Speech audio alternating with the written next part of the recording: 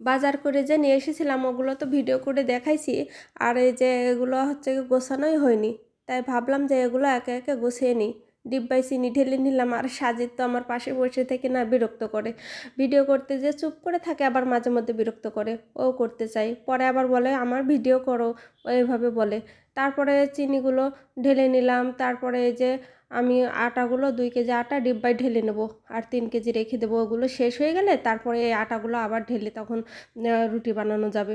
আর আমি লুডুস কিনে না ডিব্বার ভিতরে এভাবে রেখে দিই, এভাবে রেখে দিলে না ভালো লাগে দেখতে। তাই হচ্ছে আগে একটা ডিব্বা কিনেছিলাম লুডুসের, পরে ভাবলাম আর ডিব্বা কিনবো না, এর ভিতরে আমি লুডুসের প্যাকেট কিনে মানে খুলে এর ভিতরে রেখে দেবো, তাহলে ভালো দেখা যাবে। তারপরে এই যে সাজিদ তো আমার সাথে সাথে কাজ করে দিচ্ছে। ও ভীষণ খুশি হয় ভিডিও করার সময়। ও বলে যে আমি তোমার সাথে থাকবো। এটা তার পরের দিন রাত্রে যে শাক সবজি নিয়ে এসেছিলাম, ওগুলো না আজকে রান্না করব না। তাই ভাবলাম যে কেটে ধুয়ে বেছে রেডি করে নিই। এটা ভাপ দিয়ে ডিপে রেখে দেব। মানে এমনিতে রেখে দিলে, ভিজা ছিল শাক, রাত্রে খুলে রেখে দিয়েছিলাম। রেখে দিয়ে তারপরে দেখি নষ্ট হয়নি, ভালোই ছিল। পরে ভাবলাম যে এভাবে রেখে দিলে নষ্ট হয়ে যাবে, ওই জন্য কেটে বেছে ভাপ দিয়ে ডিপে রেখে দেব, পরে ভাজি করা যাবে। এই যে শাকগুলো কেটে বেছে ধুয়ে রেডি করে নিয়েছি। এখন একটু লবণ দিয়ে আমি ভাপ দিয়ে ডিপের মধ্যে রেখে দেবো ঠান্ডা হয়ে গেলে। আমি মাঝে মধ্যে এভাবে রাখি, এভাবে রাখলে না পরে ভাজি করলে তাও অনেক ভালো লাগে। ওই জন্য নষ্ট না করে এভাবে রেখে দিই। ওটা আমার ভাপ দেওয়া হয়ে গেছে। আর এই শাকগুলো যে ধুয়ে নেবো আমার মনেই ছিল না। পুঁই শাকগুলোও আমি রান্না করব না, এভাবেই আমি ভাপ দিয়ে ডিপে রেখে দেবো।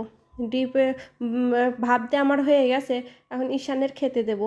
ওই জন্য ভাবলাম যে ডিম ভেজে নিই। ডিম ভাজা হয়ে গেলে তারপরে পরোটাও বানিয়ে নিয়েছি।